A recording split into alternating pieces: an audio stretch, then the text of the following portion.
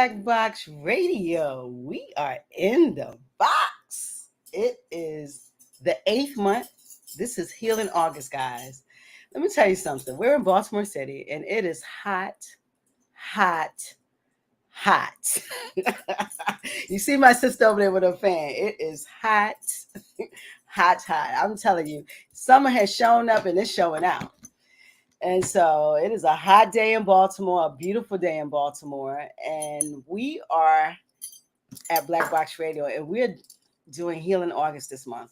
And it's just, I feel so satisfied to say Healing August. You know, Black August, if we know our history, is when we used to celebrate our freedom fighters.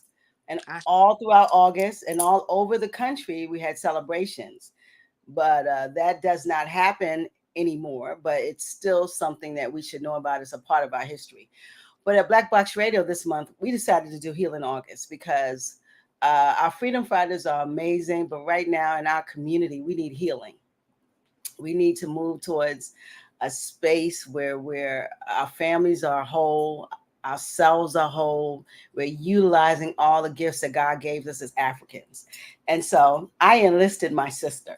First, I'm going to, and y'all see her sitting there, but first I'm going to introduce myself.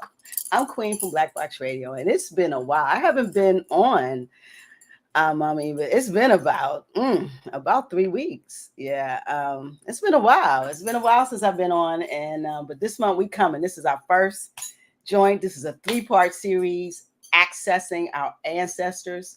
You guys know me. I'm Queen. I am a host here. We are a media platform illustrating Black excellence. We platform Black people. We talk about Black issues, Black greatness, Black genius. But more than anything, we humanize the Black experience to others who've seen that they know who we are, but we only know who we are because we're living this experience. As I say, we are spiritual beings experiencing humanness. And Black people are magic. We're just that. And we got to know about our magic. And so I had to call up my really, this is my spiritual advisor, y'all, on the low. Let's be real clear. On the low. We have some amazing conversations.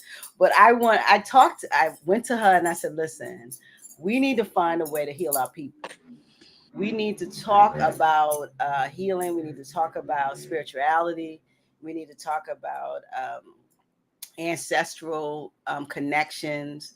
We're losing a lot of our people. COVID has exacerbated every community, but we have a violence issue in most communities, poverty. We have a lot of generational trauma in our community as Black people. So it's important for us to recognize that, center it, but actually heal it. Go after it. And make it a tool for our greatness and not something that holds us back from being our full selves. So I'm going to introduce you to someone so amazing. I've had her before. She blew up my show before. I want you guys to know. So I want you to go back and look. She blew it the hell up when she's on there the first time. And it blew it up so much that she really she forged like a piece of my brain. Like she forged herself in my brain. Like this person here, she's special. So tonight we have Iya Keturah. Say hi to the people, sis. Alafia, everyone, all my stay in power people. What's up? That's right.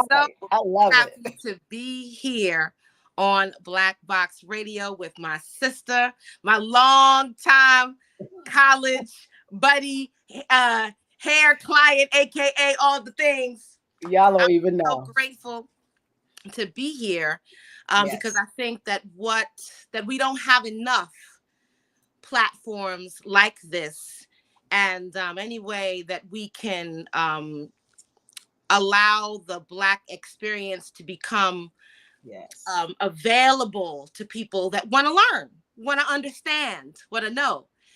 That we should support that. So I'm just so grateful that there are venues like yours out here that allow people to have a window into us. That's it. View into us. That's it. And you know what, Iya, you said something so profound, a window into us, because so many people talk about Black people. We can say we don't, but we do. They emulate our culture, they emulate our swag, they emulate the way we talk. This culture is actually, well, we know that we are the culture. Let's talk about that. But our experience is being hijacked by other people in so many ways. And what they want, what I always say, they love our rhythm, but they can't stand our blues. And so our rhythm is all of that, yes. And our creativity is a God-given, unbelievable gift. But our magic is what we're not using. And we are magic. Everyone knows it but us. So today we're going to talk about spirituality. We're going to talk about our ancestor, being able to access our ancestors. Ashe. We're going to talk about the things that we've learned as people, and kind of go back in our back, and not in our, well, in our backstory, because our backstory is important. How, getting here as a people, being cultivated into the U.S. through enslaved as slave beings, our ancestors, but everything being stripped from us, and then we have to actually be a part of what Europeans presented us. And that's been Christianity, that's been our lifestyle, that's been even our names. Everything that we have today was given to us at the shores. And so now we're generations in, and we're traumatized, we're lost, and we're not whole. And so I'm not saying we can solve it. I'm saying in this 3-part series, we can address it. Ashe. And we can give you tools for your toolbox, because the toolbox has to be full of tools to heal. Because we haven't healed yet. We've been trying. We go to church. We tear the church up on Sundays. We put it back together. We cry. We get on our knees. Our knees are black. Let's talk about here. We're praying. They say we're doing all the things that we know to do. That's all we know to do. We know how to pray without ceasing. We know how to speak in tongues. Get in that closet. You know what we do? We tithe, and you giving up your cash, because somebody said that's how you supposed to give your 10%. Because it's always about money. See, we got to look at that. All of this stuff boils down to somebody getting some cash. But anyway, we're not attacking Christianity. We're not attacking Islam. We're not attacking any religion that someone. This ain't about religion. This is about spirituality. So we all have religious validations of things that we access, but do we access our true spirituality? So I want you to introduce who you are, what you do. On the flyer, we had your whole breakdown, but kind of tell us who you are, how'd you get here, why would you be why are you a spiritual advisor? Why do I feel that you're my spiritual advisor? Talk to the people. Okay. Well, I have been a spiritual community servant in the capacity of being clergy for better than 20 years. I'm a Yoruba priestess. I'm initiated to several other traditions as well. But my primary service to my community is hearing their concerns, whatever their concerns may be, and redirecting them to their own spiritual power, so that they can use what the Creator gave them, in addition to whatever tools the Creator has given to me, to add on to their power, to whatever they have, so that we can every day, with every issue, with every opportunity, every challenge, to actualize our true destiny and our highest calling. That's what we're trying to do here. We're trying to do that as individuals. We're trying to do that as communities and families. We want to realize our fullest potential and do all the things that we came here to do and accomplish them. And that's what I am about doing, helping people to do that. And there's so many ways to do that. Every person has a different path, a different journey, a different way to go about that journey.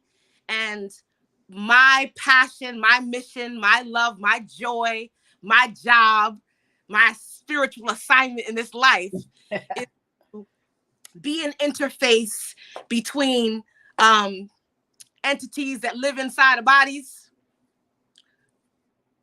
between them and entities that do not have bodies, to make sure that they get the benefit, the full benefit of all the wisdom that is available to them. Okay. So that's my job, and I'm for that. And I've been doing that for many, many years. Lots of ways to do that. And I'm just here today to talk about some of those ways, so that to demystify some of the things that we feel that are kind of out of our reach in terms of spiritual resources, and to affirm some of the things that we do. Affirm that we have a long history, a long genetic and cultural history of doing those things, even if we don't know even if we don't know that we're doing it. You're right. That's it. Because it's right. It's in. So I am in short, a spiritual messenger. And I was born to that. I received my calling in the AMB church. So, church is not a problem for me. And I have expanded that to include other traditions that honor my ancestors and all the lineages that run through my bloodline, that have given agency to members in my family to do the same work that I'm doing right now. Okay. And what your work, because you said something, you said your work is, you are the liaison, or the interface between bodies like me.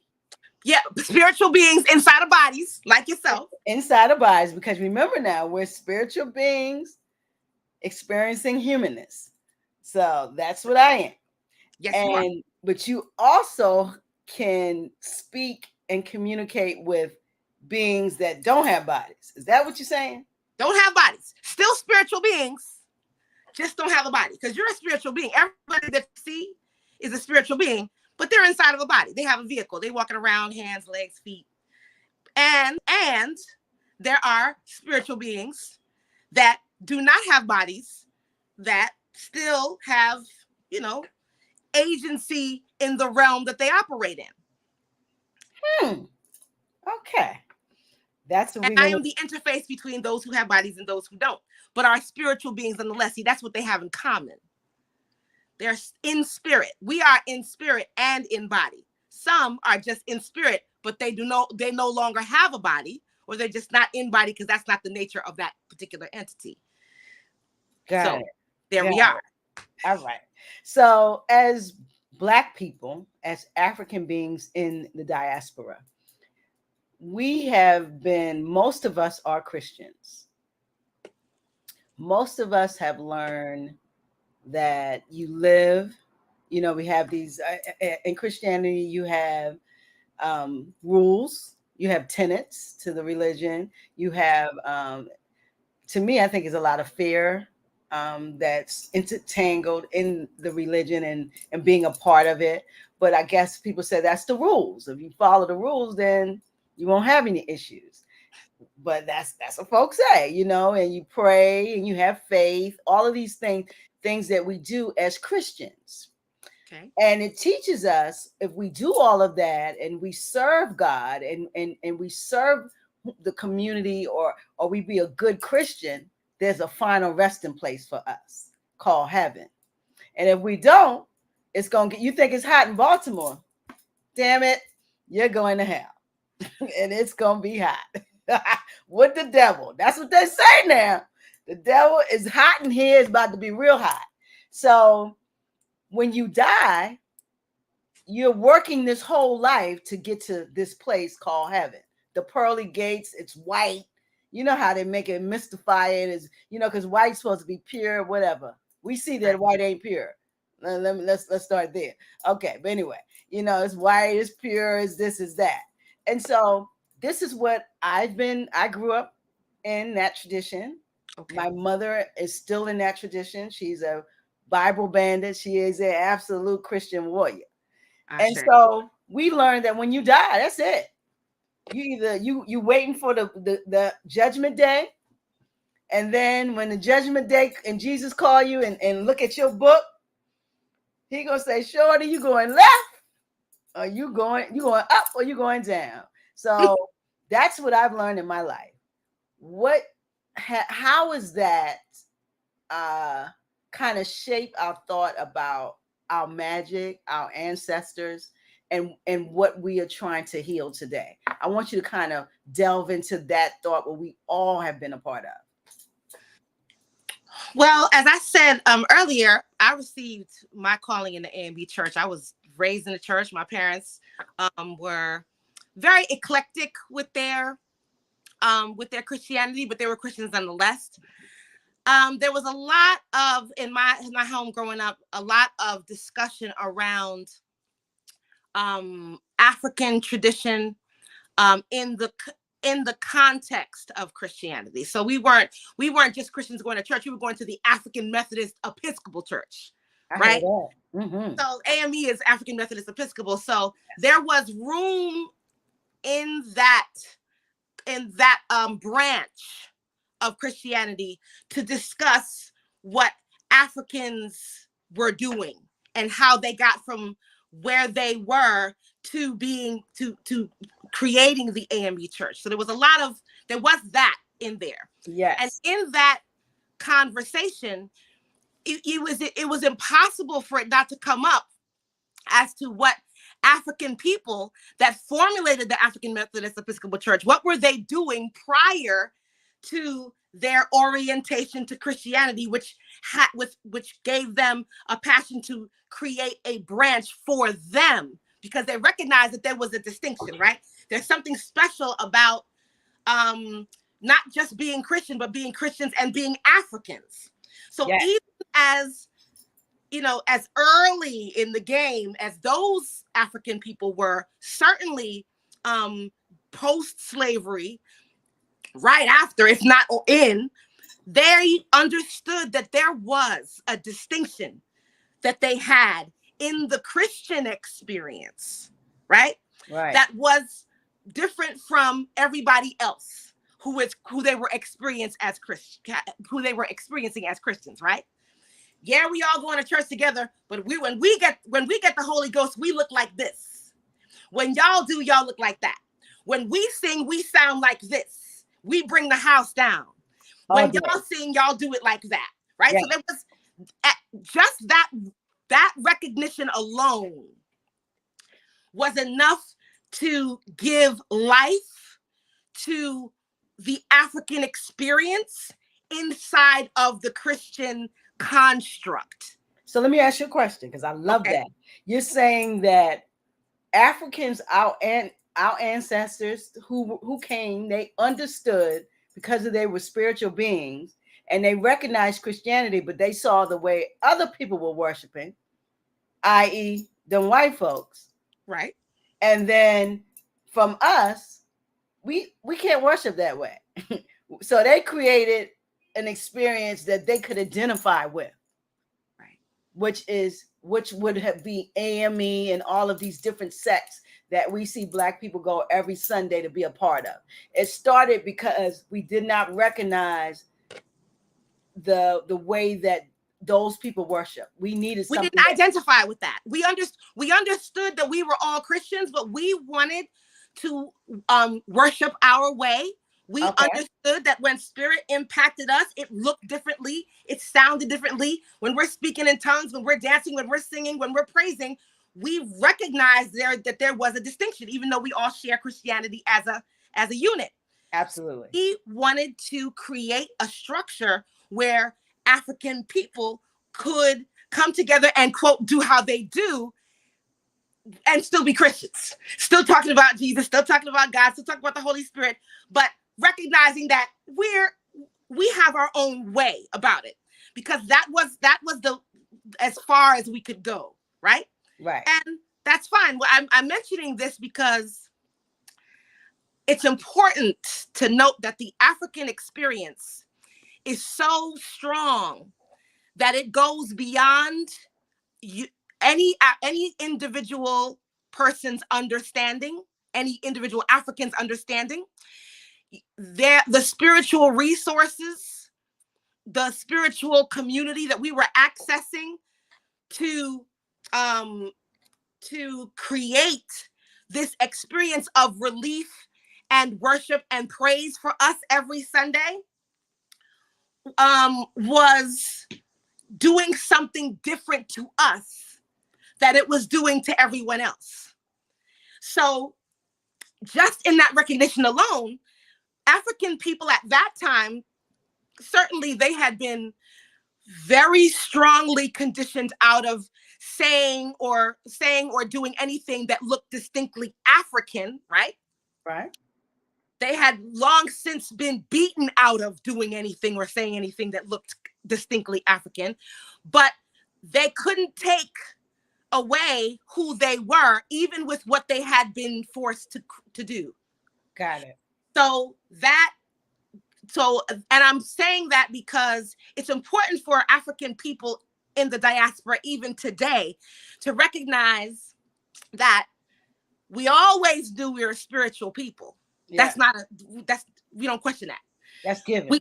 That's a given. We understand that there is a profound wealth of spiritual resources that we draw from as a people when we are trying to get healing, repair. We're trying to get our problems resolved. We're going to pray on it, and we're going to think about it, and we're going to come back. We're going to commune together and try to heal community. We understand that there's a spiritual resource, a wealth of spiritual resources that we can access as deeply spiritual beings that can help us transform our human experience if we give ourselves to it. Hence the need for praying, fasting, speaking in tongues, praising, dancing, making a joyful noise, all those things. Yes. Okay?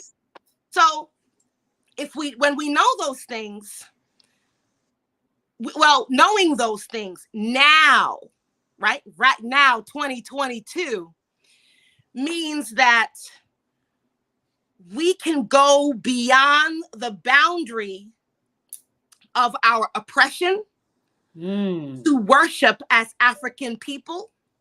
We don't have to throw away the structures that we were given, but we can expand the context to give more of what we couldn't give it before, more of our own language, more of our own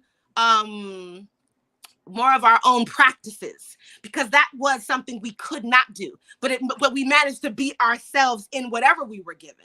Yes. But we don't have those chains anymore.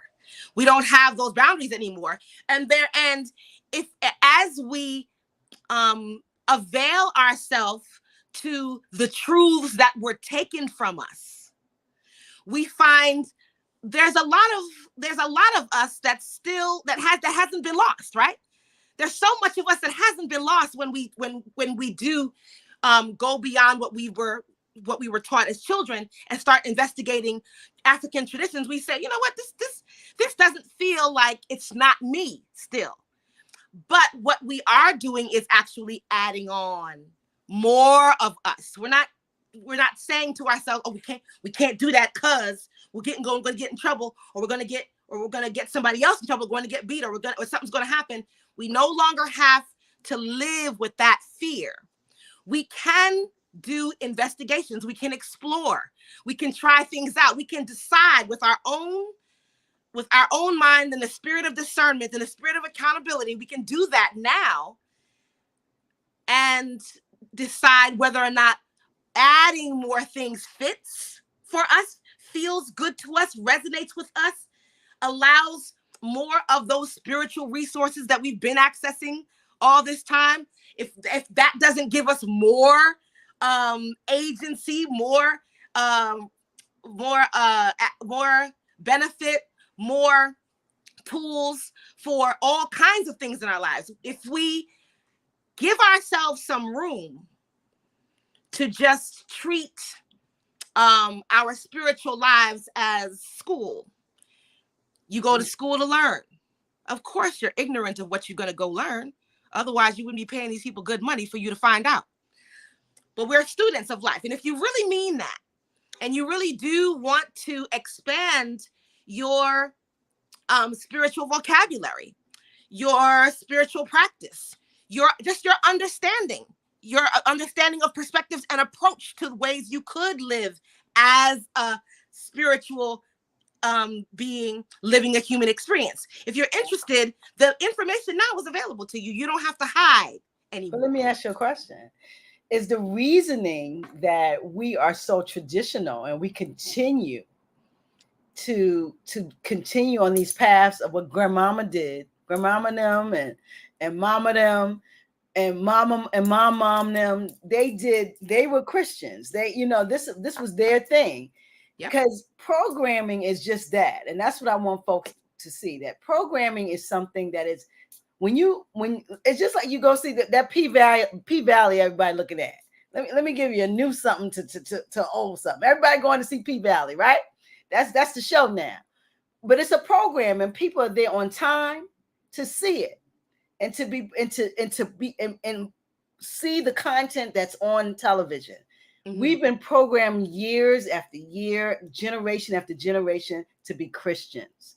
To be good Western Christians. Because remember, Christianity started in Africa and went to Europe and came back racist and came back with blue eyes. And y'all don't want to talk about that.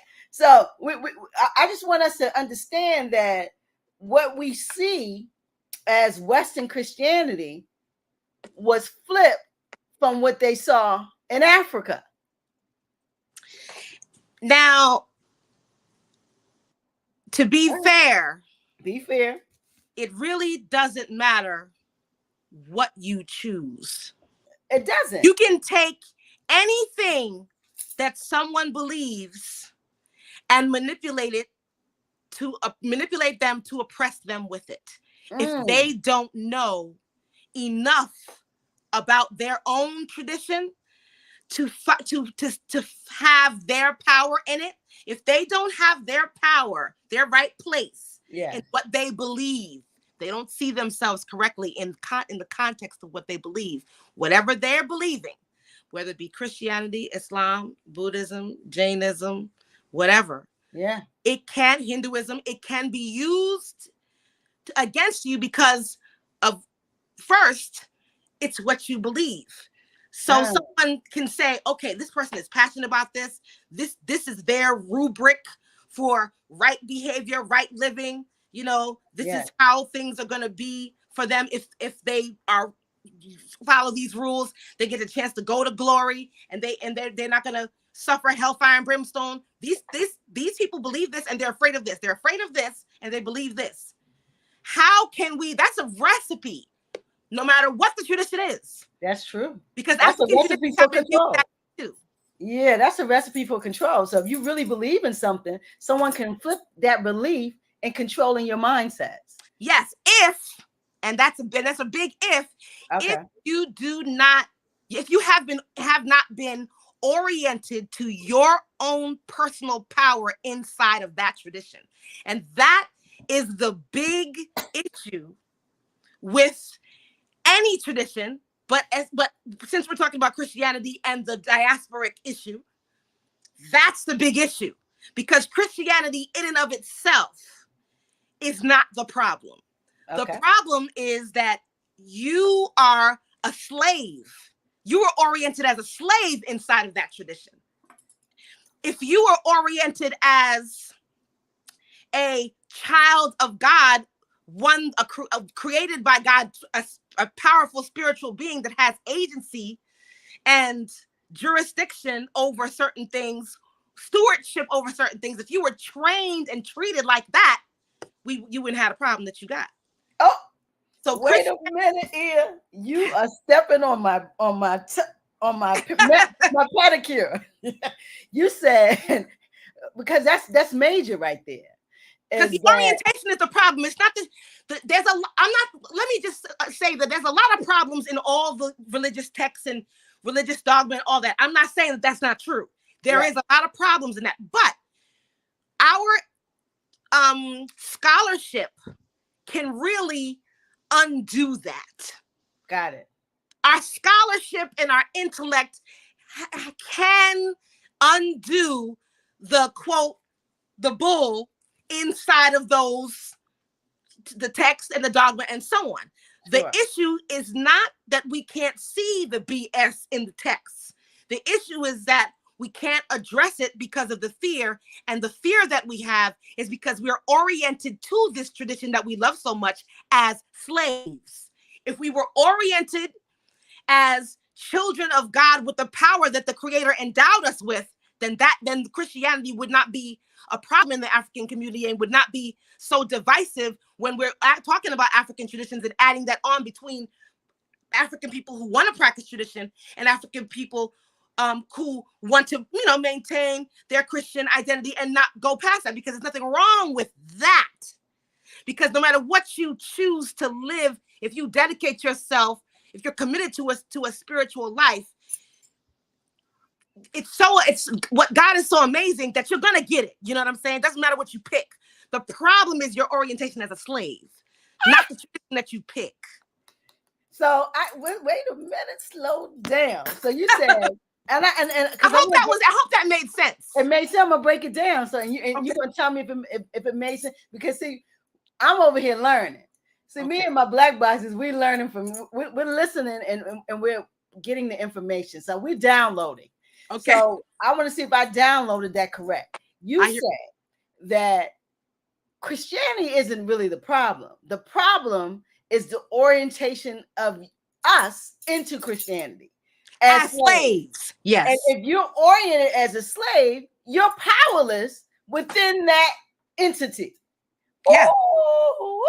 You will never get the full benefit of any good thing if you are oriented to it incorrectly. If you're not in your right place with the thing, you will not have what is your birthright, what is due you. Don't matter what you pick. No matter how me in the back of my seat. You knocked me backwards. I'm back. So you're saying, and that makes a lot of sense. That's your main tradition, because I've seen many of people practice African tradition like slaves. So it ain't just Christians that's acting like slaves. It's Black people who have a culture of enslavement, who do not do the work to reorient themselves to power and to free themselves of the slave contract, because it don't matter. You could be a Yoruba priestess and still act like a slave. You can be, whatever, pick anything. You ain't taking a slave out of the person until you free that person. And then the free person chooses to practice what they want to practice. The slavery doesn't just leave you because of what you choose to practice. No, ma'am.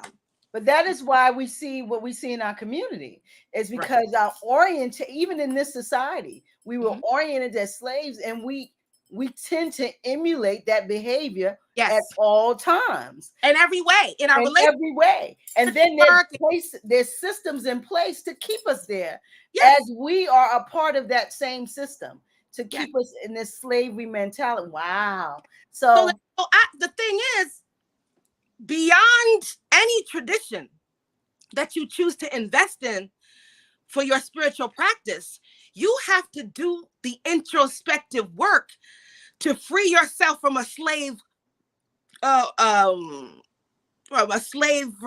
context, from a slave context, a slave's approach, mentality. Yeah. You have to do introspective work. I didn't say go take on another spiritual practice. I didn't say that.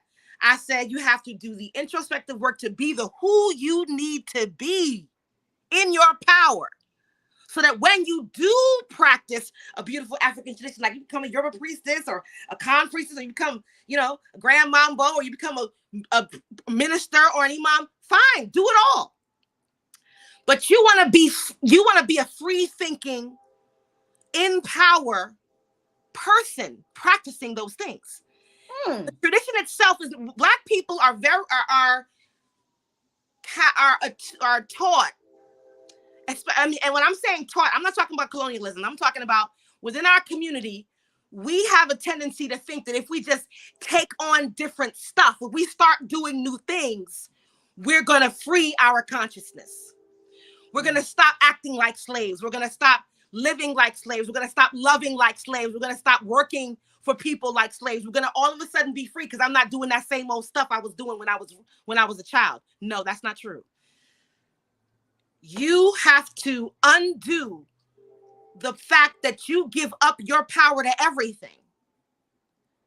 And once you start living in your power and you become your spiritual power becomes the center, and then everything else is just what you do with that power. Then you won't be hemmed up about what. Pick something. Be dedicated to any tradition that aligns with your spirit, that resonates with the who you are. You being in your power, make a discerning decision with the spirit of discernment, spirit of accountability. Decide to take on something that you can be spiritually accountable to, and that will make the difference. You just deciding to practice an African tradition or put on African clothes or take on a new ideology is not going to make you free.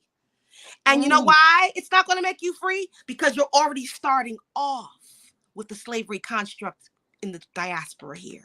We're starting off like that. We can't jump over that and pretend like that's not true. We are Africans born in the diaspora. That means we was scattered. Diaspora means we wasn't Africans born at home. That's what diaspora means. We make that distinction to make it clear to people that we have a disconnect and we are about trying to connect. Beautiful. But the who is connecting has to be repaired. And you're not going to just repair that by taking on new stuff. That don't happen because you just take on new stuff. You have to become the who you need to be. And before you decide what you're going to do right. Ooh, y'all hear that? That's serious. So in other words, and because we downloading, so I'm regurgitating the download. So in other words, what we're a part of, whatever we're a part of, you could be a Christian, Buddhist, Hindu, Islam, 5%, 2%, 1.5%, whatever you want. Go ahead, pick. Whatever you want to be that resonates with you, because spirituality is personal, and how you display your spirituality and be a part, that's your personal choice. Yes. You're already a spirit. Your choice for language and expression is your business. It's your business. But what you're not doing, and what none of us is doing, is healing the way we approach it from that slave mentality, because we all were orientated to whatever in this diaspora as slaves. That's correct. And we're trying, and everybody says, "Oh, well, I ain't no slave," but we are, because your mentality and how you live, and what you said more than anything is the way that we give our power away. What does that mean? That's the signature. That's the stamp of slavery on us.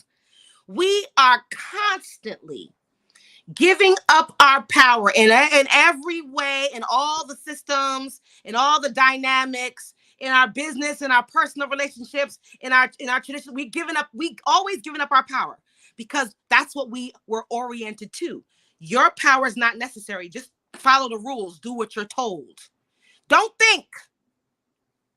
We are the original thinkers, scientists, mathematicians, surgeons of the planet. Absolutely. Why are we not thinking? We're not thinking because we were taught not to. We were taught to follow, not think. Don't think. Follow. Stop. So, I'm not saying stop. We gotta download. Yeah, because I want to break it. I want folks to get it. Okay. Because it's a lot. Because this is generations of stuff that's been poured into you. Right. Your spirituality and how you display it has been poured into us. Our name has been given to us. Our way of life has been given. The way we eat, everything that we do as a people has been oriented or given to us by someone else. Yes. Am I right?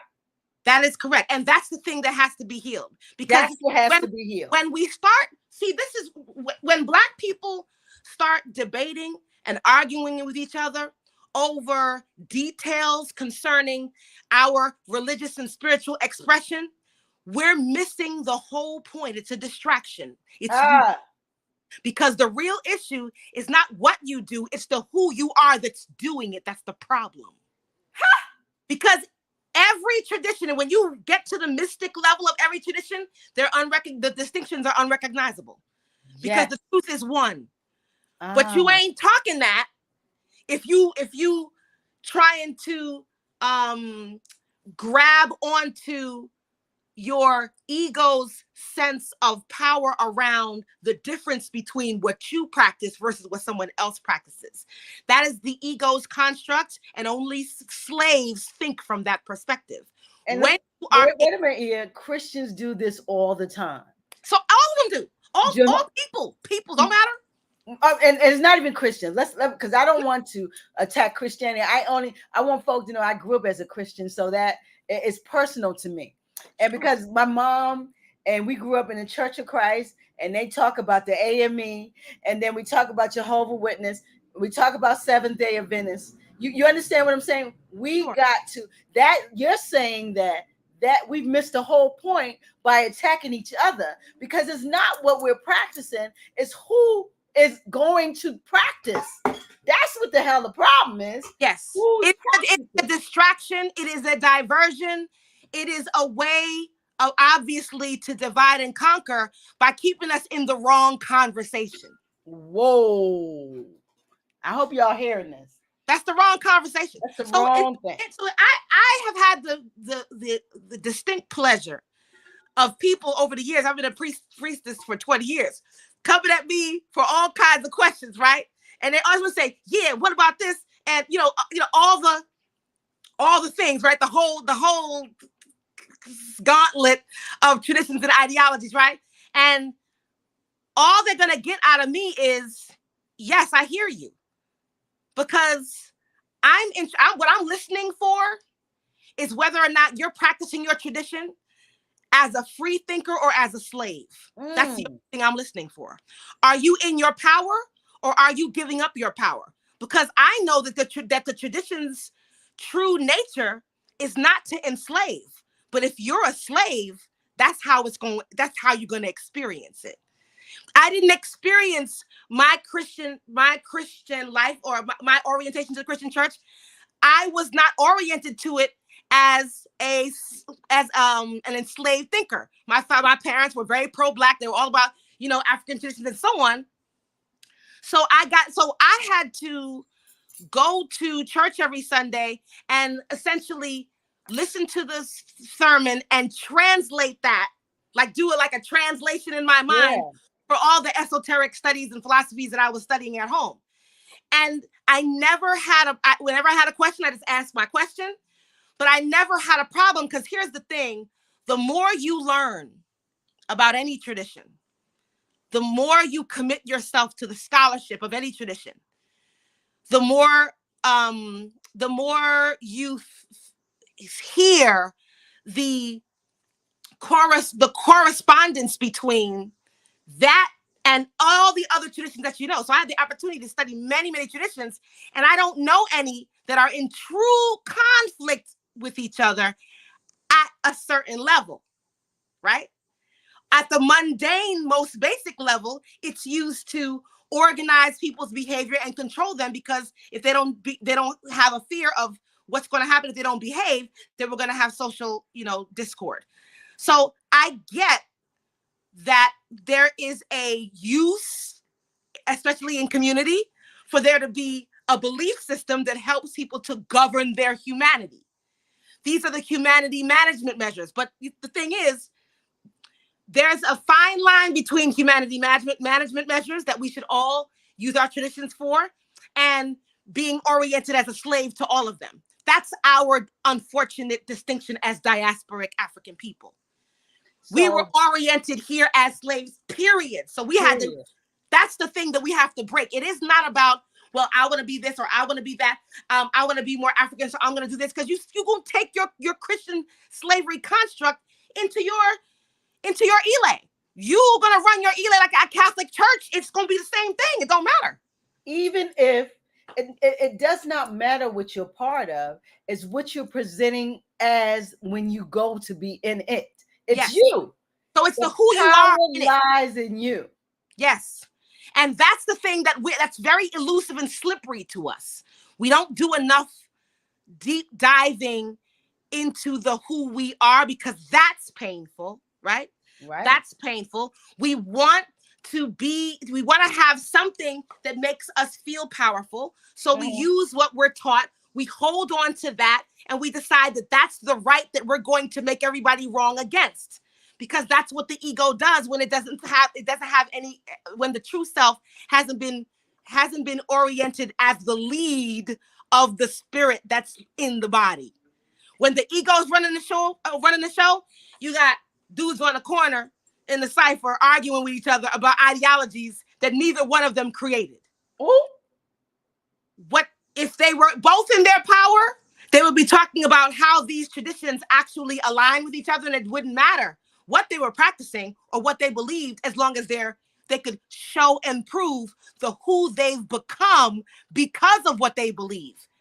That is where the reality gets lived. Power. Wait a minute. Download. That's what I'm saying when it's time.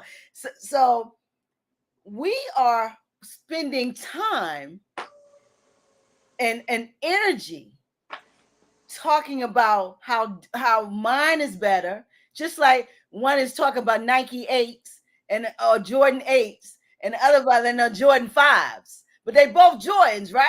I'm trying to break it down. Like, listen, they both Jordans, but because I like 5s, and I grew up in that era. 5s are fly, but you grew up when the 8s are out, so the 8s are the flyers. But really, we're not looking at the real concept.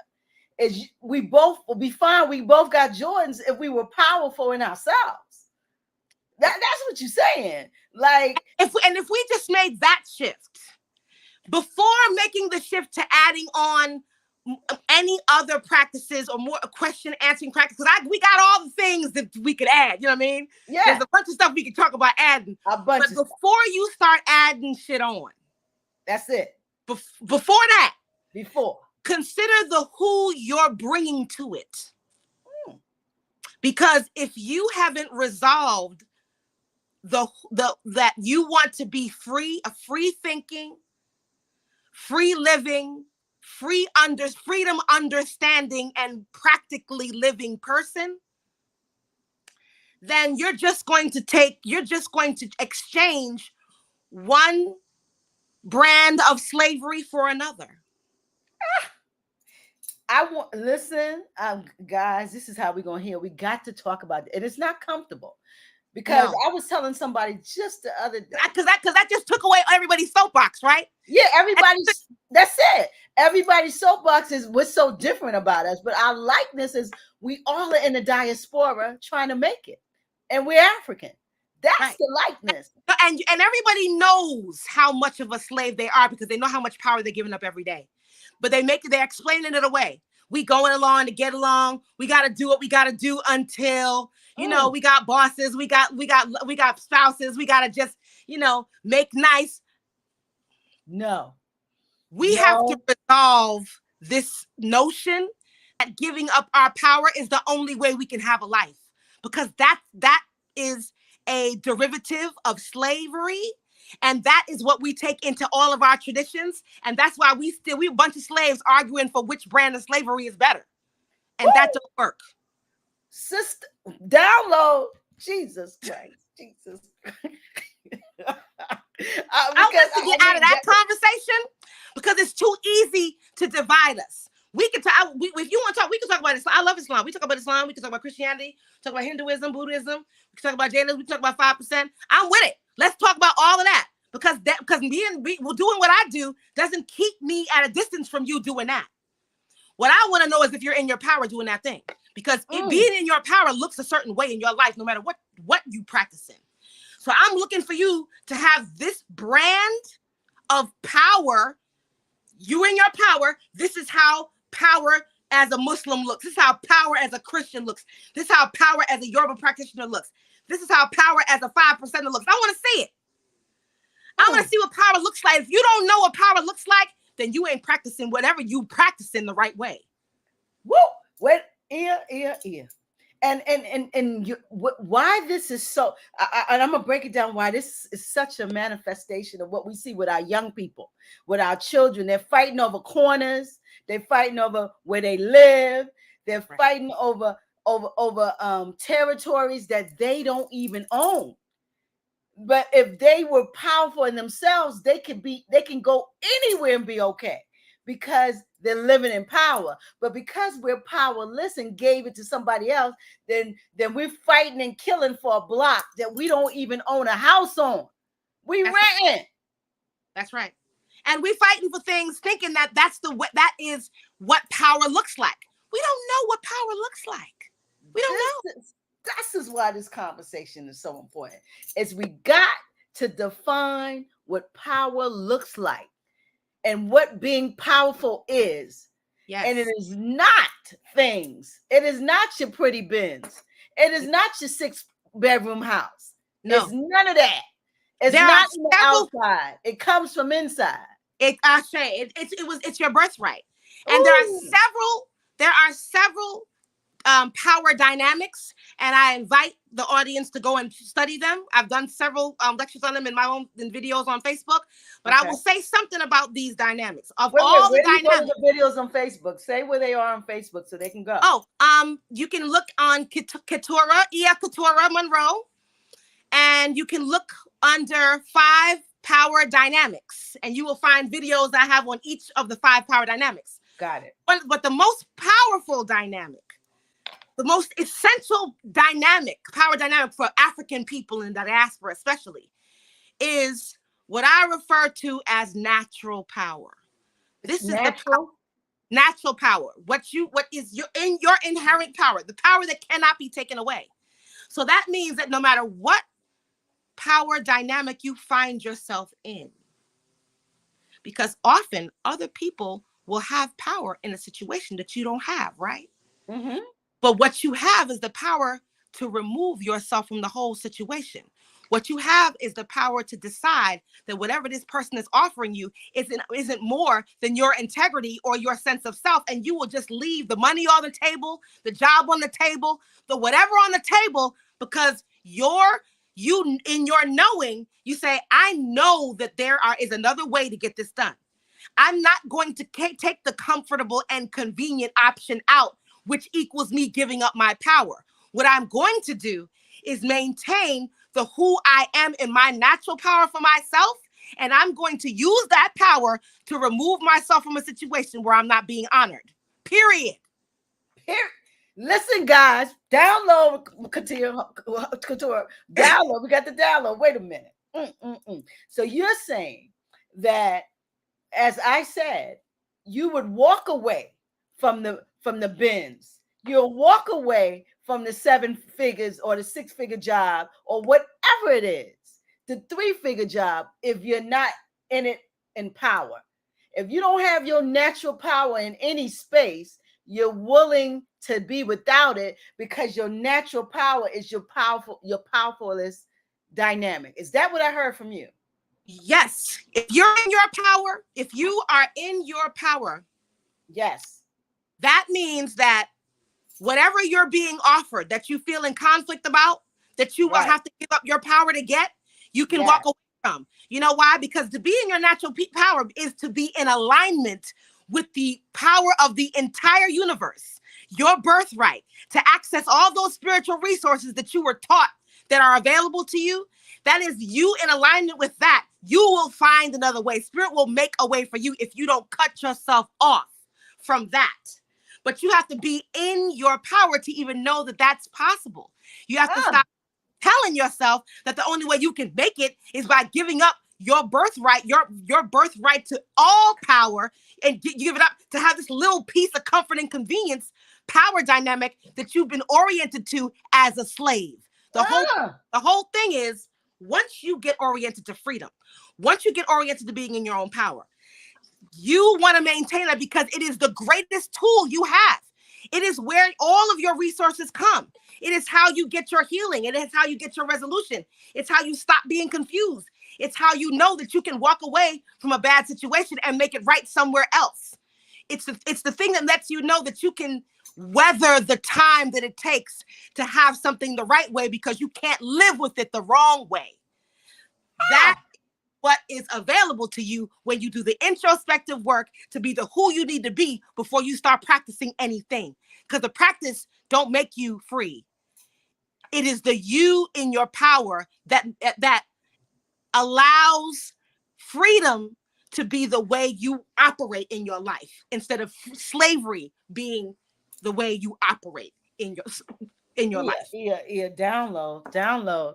Listen, because people get offended when you say slave or slavery. Oh, I want them to be again. They should You know what I'm saying? So I want Uh-huh. folks to know this.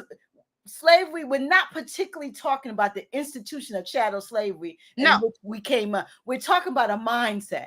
We're talking about a way that you have actually downloaded into you and that you are now. You understand what I'm saying? I want people to understand that, because when people hear slave, they hear, oh, I ain't no damn slave. I don't act like nothing. We're not talking about that. We're talking I'm not talking about 500 years ago. That's right. We're talking about a mindset and a way of being that you learn, that has been downloaded into your genetics, and that you give up your power for stuff. For comfort. I say comfort and convenience. That's it. Black people always talk about being free. The freedom costs a lot. There is a big difference between you wanting to be comfortable in your enslavement, i.e. comfort and convenience. Yes. Be free and pay the cost of that. When you divest from all the systems of comforts and convenience so that you can live on your own terms and have things your own way and decide what you will do without, because to do with it is to compromise your integrity as a person in power. You don't value those things until it has the opportunity to show you what type of life, what type of experience you have in living when you're in your power. If you haven't given living in your power a chance, you don't have a paradigm for living a human experience free. And because I want us to heal so bad. It's so important for this community, because the magic of Black people is being hijacked. And so and it's so important for me to try what I can do. This is my pulpit. This is your offering. Real talk. I'm not a minister. I'm none of that. I'm not a leader. I'm someone who want to see Black people be powerful. And it started with me looking at myself. I said to my ear, I said, listen, I set my life up wrong. I said it did I not? This is transparency, because I want folks to say, because if I put myself out there, then you'll see what I'm talking about. Because listen, I did everything I was supposed to do. I never went to jail. I'm a professional, a health professional. I can make good money. And this is not bragging, Black folks, because when people start talking, it's not that. I don't give a damn about none of that. I'm telling you what it is. We went to Morgan. We went to school. We did everything that this lady right here, this smart lady right here, is an engineer. Don't get it twisted. Am I right? Yeah, listen. Because I got my degree in science, yes. Not engineering. We got to see that we didn't just get here. This is a process. We walked through them same shoes of this manner of it. Now, I don't know about Iya. I'm talking about me, because she was different since I ever seen her. Wait a minute. This didn't just start. But me, I've been this slave. I've lived enslaved. My mind is enslaved because I wanted the comforts. I want to have this nice studio. I want to have this nice car. Well, listen, I want to wear these earrings. They cost money. So, hey, so I gotta work I gotta work for them folk and give up my power, give up my time, something that no one can pay for. And I have to hurt my body sometimes for these conveniences. So I want folks to know that we got to look at how we're living. And are you living in your power, or are you being a part of someone else powerful stuff? And I have to say that this is not a small project, right? this is a big deal. This is a big deal. And the reason why I even mentioned all of this is because this was brought to me, this realization and this practice was brought to me by my ancestors, because they were living here. They understood what it was to be slaves, some of them to be actual in chattel slavery, some of them to just be enslaved on, slave on a job, quote, the plantation, regular job. Yep. They understood what it was like to be oppressed and they understood what it was like to be free of that, to be free of the body, free of having to deal with the human condition, right? And they were the ones that said, don't do this way. We know what you're looking for, but we know what you're trying to have, what you're trying to accomplish in terms of your life. Let us show you another way to do this. Yep. Let us show you a way to achieve fulfillment and joy and happiness, because that's what everybody say they want. They're like, baby, you're not going to get that from the Fortune 500 company. You from doing that when you want to be home with your 2 children and homeschool your children. You're not going to be able to do both. Make a decision. So my ancestors guided me through the very things that many of them trained me to do when they were here, when they made that transition, and it was clear that I was on their same trajectory.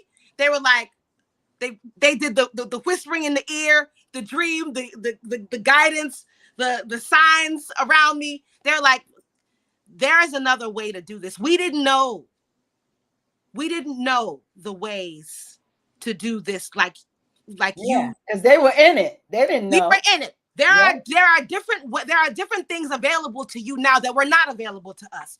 Don't do the same things the same way that we did.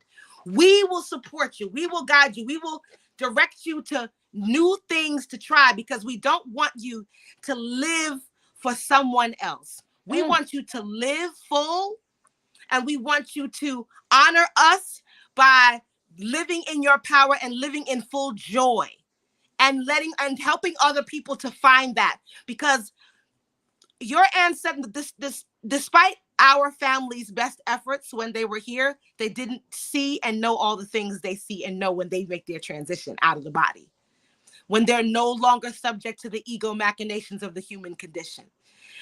But because your people love you, now you don't. Maybe the term talking to ancestors and dealing with ancestors, maybe that's a little bit much. But you do know. They ain't ready for that yet, Iya. That's part 2. Let's stay in part 1. They ain't ready to talk to the ancestors or know that. No, we're not talking about that. We can't talk about that. We're trying to break down the thought process of why you do what you do. And you're doing it because you're not powerful. And someone has taken your power, and we want you to take it back. I'm not saying don't go to work. I'm not saying don't keep your $600-700 job, whatever you got, $800,000 job, your beautiful house. I'm not saying that. I'm saying that if you're gonna have that, there's a way to do it and be powerful in it and be a blessing to yourself, your community, and we can all grow. But if we're giving our power away and we're in having all of this stuff, we ain't doing shit. That's not the way.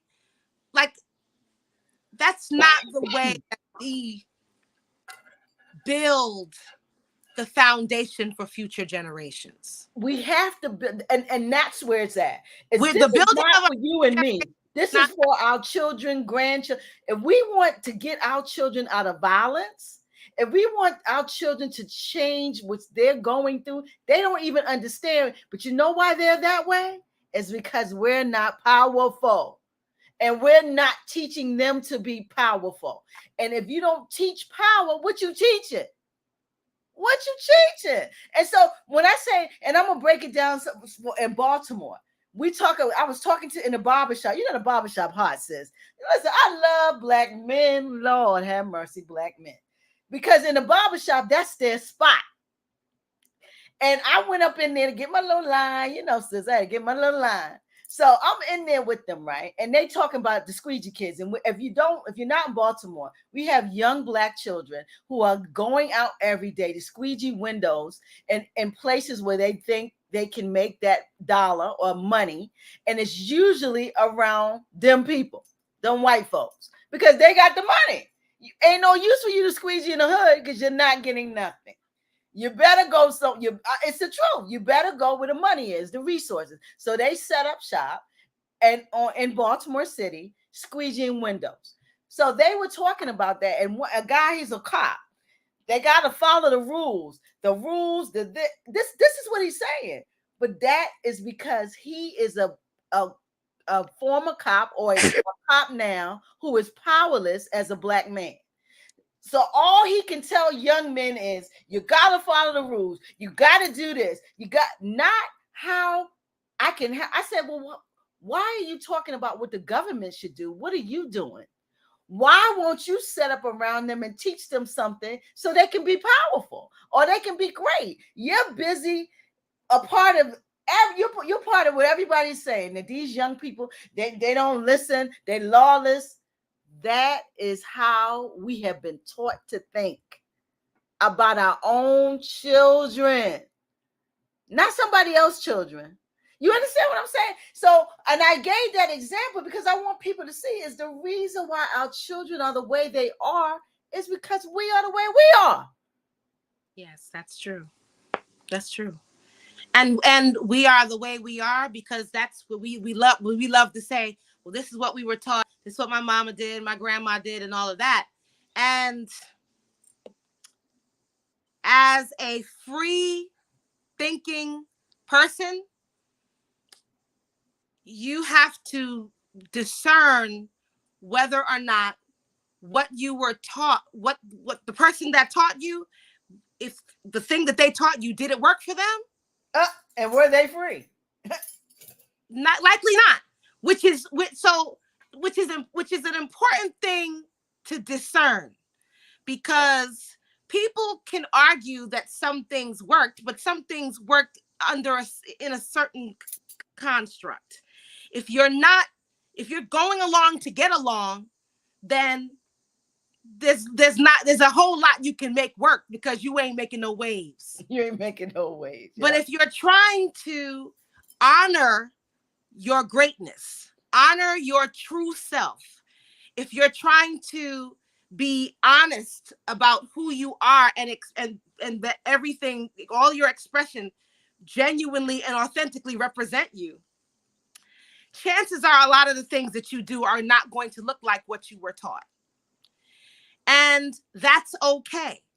But if you are fearing doing that, then your first work is to orient yourself as the power in your own life so that you can make choices and deal with the consequences as a person in power. It's not that you're never going to make any mistakes. But if you are the one making the decisions about your life and something goes wrong, you say, oh, you know what? I know where I went wrong with that. I did that. Let me fix that. Mm-hmm. There is agency in being in your power. When you're not in your power, you're always looking for what's on the outside that can fix what's wrong with you. Because you have an inherent knowing that you didn't create that. You just did what you were told. So a good way to decide for yourself, to vet your own story about you, your meter, where you stand on the spectrum of free and slave, is how much of your life are you choosing? And how much are you just doing because someone told you should do it? Because if you recognize that you're not actively choosing, you're just passively allowing the original choice that you made, that what you were taught to make is just governing you, then you are not in your power, and that is the slave construct that we're talking about. Well, let me ask you a question. I need an example. So are you saying, like, what can be an example of that? Because that can go over someone's head. Okay. I downloaded it. But what, because folk, folk will say, well, I do what I want to do. I go to work. I go where I want to go. I got my own Okay. car. Do you understand what I'm saying? Well, let's take a job. Let's take something real easy. The Yes. job that the job you go to every day. Okay, everybody, yes. you go to work because you need money. Everybody needs money. Yes. You don't have to get money from that job, but you go to work to make money. Before you had that job, you're like, man, I need to get money.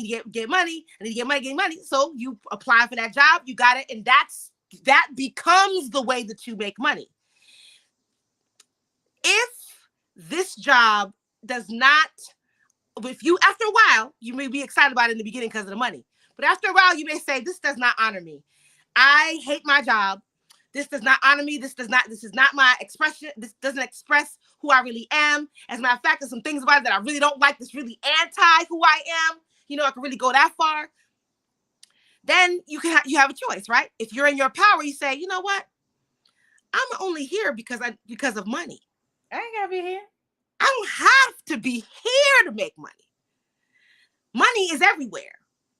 So I can choose to do something else to make money. Now, do I need to be reckless and irresponsible? No. Do I need to quit my job today and say, I'm out? You know what I mean? I ain't saying that. I'm saying if you recognize that you made a decision to get into something because you were taught that you just needed to make money and this was the thing making you the most money, then you made a decision out of your training, out of your conditioning, not out of your true self, not out of you being in your power. You did what you were told. Okay, nobody's mad at you. But along the way, you're like, damn, I'm not happy. I hate this. I'm miserable. I'm just 8 hours out of my day that I'm just miserable. Okay.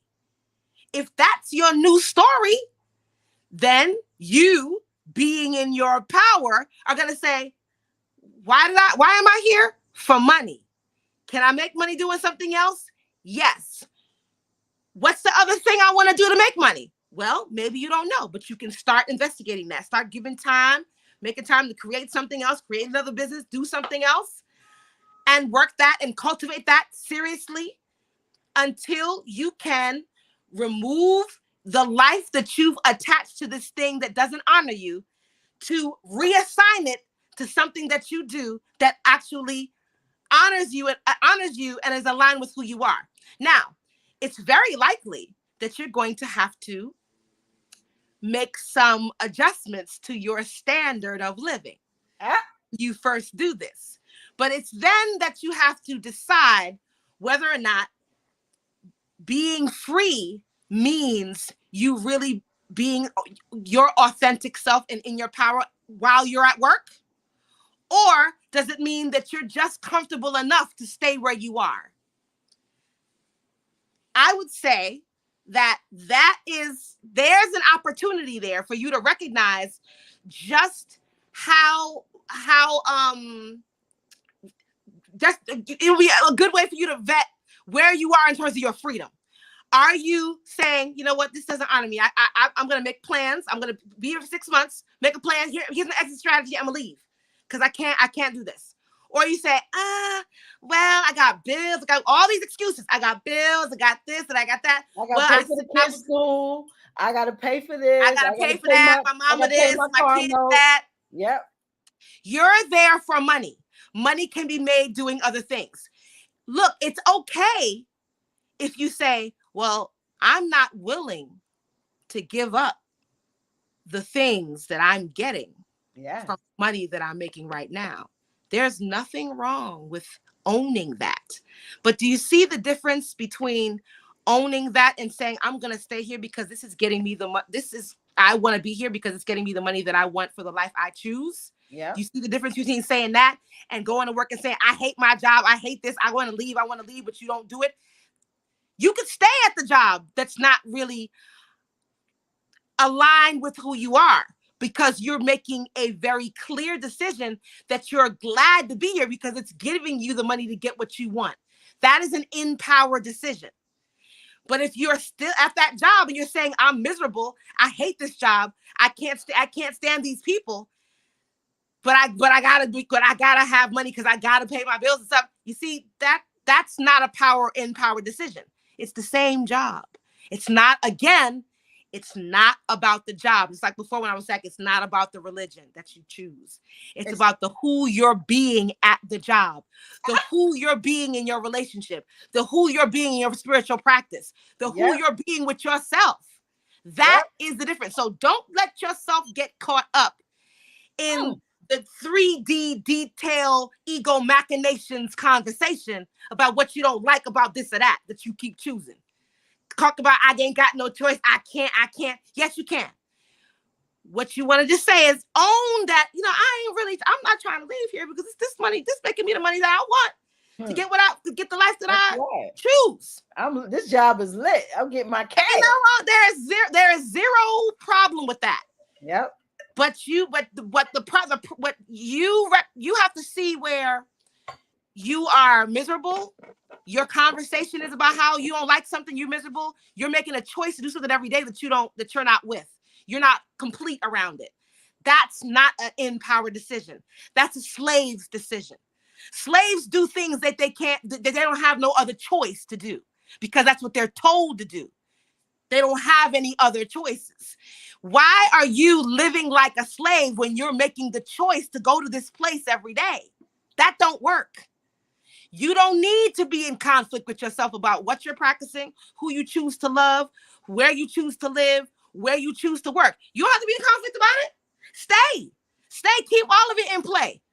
But if you are not smiling, happy, in your power, full of joy, going about your merry day like, yes, I'm about to go to work, I'm about to get paid. This is what I do. I love my house. This is what I got. If that's not your attitude about it, then you need to make some real big choices. Because what's happening to you is because you're choosing it, not because you're being made to. But you know what it is? Yeah. And when it comes down to being in power, is we live in an environment where we are constantly bombarded with things and in this lifestyle that America presents to us. And so to be a part of it, you got to play the game. Or you create your own game, but within creation, sometimes it's sacrifice. You might got to sacrifice the pretty car. You might got to sacrifice the 6 bedrooms and go down to a 2-bedroom. These sacrifices that you think are status symbols, because why? You're not living in your power. I had to learn this. And honestly, it only feels like a sacrifice when you don't have a construct for being in your power and what freedom affords you. That's so because if freedom is the goal, then giving that stuff up ain't nothing. That's the download I got. Yeah, these things don't feel like sacrifices when you measure them against you being in your power or you not being in your power. Because there really is no better place for you to be. When people ask me, well, what's going to happen if I start living in my power and start doing all of that stuff you talking? I said what you want to be clear about is what's happening now because you're not in your power, not what's going to happen if you decide to be in it. What's happening to you right now because you're not in your power because you living like a slave. Thank you. That's what you need to be clear about. That's the focus. That's the focus, because everybody's going to look very different. Their life is going to look very different when you're in your power. But if you're not in your but there's no better place for you to be. There isn't a better place because there's only one of 2 places for you to be. Either you're in it or you're not in it. But the thing is if you've never been in it, you have no concept of what it is. That is why you want to see it before you do it, because you never felt it. Or any of that's why you can't. That's the tricky part. You ain't gonna see it before.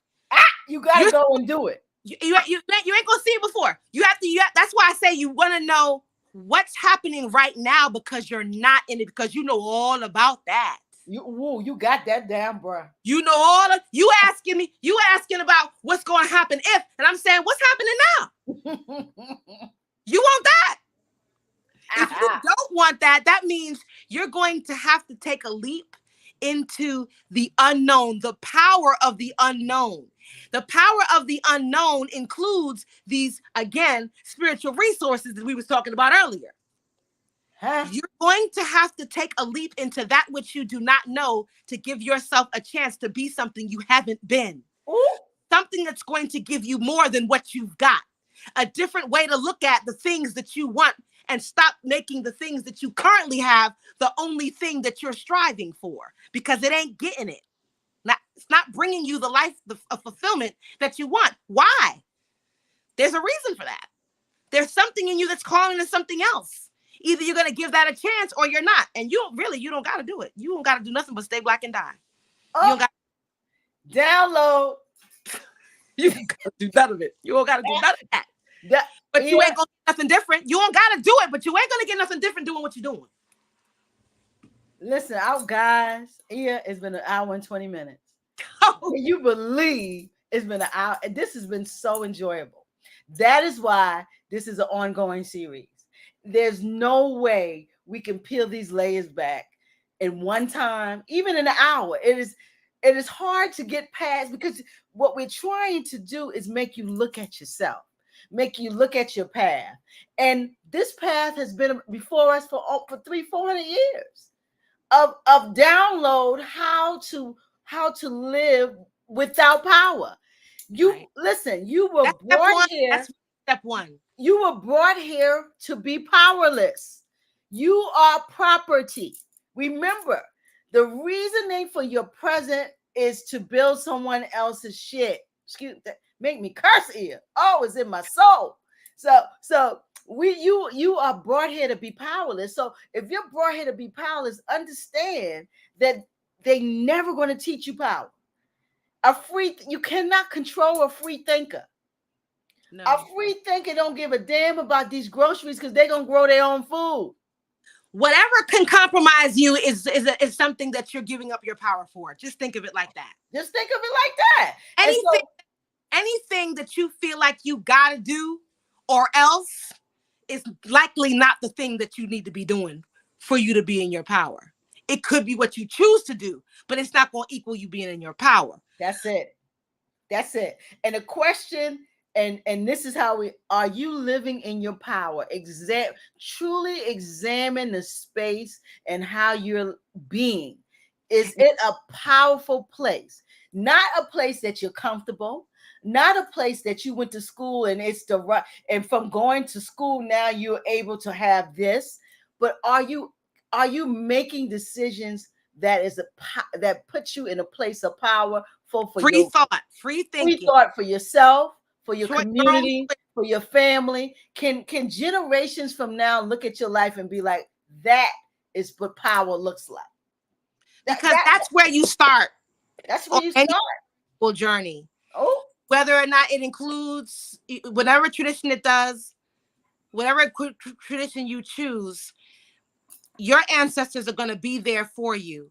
But if you want to if success for you in any traditional practice, any spiritual practice equals fulfillment and freedom, you have to begin by vetting the who you're being while doing it. Start there. That's why we spend all this time on step one, because the who you are matters. It matters. In whatever if you don't know who you are, you cannot build off of it. It's no building. Right. Who you are is and who you're being is the most important part. It's where I started with Iya. I said, I have to do things differently to be the person that I want to be. I cannot continue to do the same things to get to the person that I want to be, because what I chose came from a thought of powerlessness. That's what I'm getting now. Is that and there's a lot of, and I get the fear, the fear and the trepidation, but this again, once you get that in together, you're looking for support. You want to be fortified. You want fortification. You want support in it. Real talk. And we talking about your spiritual resources. Now we talking about your ancestors who already been there, done that, lived that. And they're like, you know what? I got you. Make the choice. Make the leap. Leave the job. Move out the country. Whatever it is. That's it. You do not have to do this by yourself. But you have to make the choice to do it first. That's it. Then the resources come with the choice. You don't get to see it all in advance, because if you saw it, you wouldn't recognize it, because you don't know what freedom looks like. If you're looking for freedom, if you're looking at options from your slavery contract, you're not going to be able to tell what's free and what's not. You're going to do what you're told. So you have to go with the unknown, and then allow that experience to transform your the way you see things, and then you'll start recognizing what choices keep you in power and what choices continue to enslave you. Yeah, we gotta stop. We done download. We done listen. This is a 3-part series, guys. We are accessing our ancestors, but we can't even talk to the ancestors or even access until you are in a place where you can receive that relationship. But that's living in power. And so when I say I want to heal, and this is Healing August, because I want us to be powerful.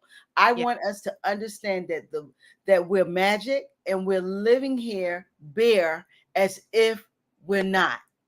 As if we're not great, as if we don't have the tools. We cannot expect from our children greatness if we're not great. And that is the problem. I tell people all the time, we pointing fingers at why our children are this violent and why our children are this way. Is because the adults are powerless. No. And children need to be directed to their own power. Oh, you better say it. So the first part is to be ignorant of this is unjust and criminal. It's criminal. It is absolutely. Who you are was the first part of the series. It's who you are and who are you being. We got to figure that out. We're doing this every Tuesday for the month of August. We have 2 more. It's a 3-part series, guys. This is the first part. It has been transformation. This information is transforming. It is definitely gut-wrenching, because you got to dig into something that's uncomfortable. Everything we do every day is what mom and them did, or what we've been taught to do. And you can't keep pointing fingers out there, because really that's not the beginning. That's where the fingers are. Yeah. You got to point it here, because to heal, you got to be different. You got to find out who you are. And that's where we're starting today, because the commitment is to bring tools to the community for healing. Right. Iya and me have had extensive conversations about this. This is her work, y'all. This is her work.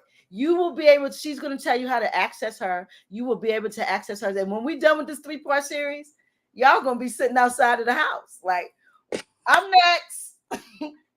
I'm next. So today we got into the introspective part. We're going to get into the spiritual part. And then we're going to get to the practical part. All right? So it's coming. Dig in, reach out, and then put your feet on the ground and start moving. That's right. So, Iya, give them some information so they can check what you're doing now. You got a YouTube channel, you know, your e-leg. Give them your information. You got a website. Okay. Yeah. If you want to check all of the ways in which you can contact me and find out more about what I'm doing and my e-leg's doing, you can reach us on our website, stayinpowerpeople.org. Okay? Stayinpowerpeople.org. And it's you want to put a what is that? A hyphen? Yeah. Stay hyphen in hyphen. So it's hyphen. It's Stay Empower People. I got it. So you do that, and you'll be able. They will give you links to how to contact us. The Stay Empower People Facebook group. The Stay Empower People podcast, Stay Empower People YouTube channel with all the videos. Come check us. We have a calendar on there for all of our events coming up. We would love to have you. I hope that this talk, Queen always have me showing off on here. I hope that this talk gave you a window into some of the things that we're going to really dig more into to help you become the who you need to be in your life, to access your ancestors, access your spiritual resources so that you can actualize your true destiny, your highest calling on this plane, in this body as a spiritual being. Okay? I love y'all. Stay in power. That is, Thank you, listen, Queenie. listen, yeah, I appreciate you. I ain't never had an hour and 30 minute show that's so riveting. And I don't do no hour and 30 minutes, but this is how amazing these conversations are. That they don't even have time. The time is just flowing, and I can go longer, but we got to stop. We'll Okay. stop it here.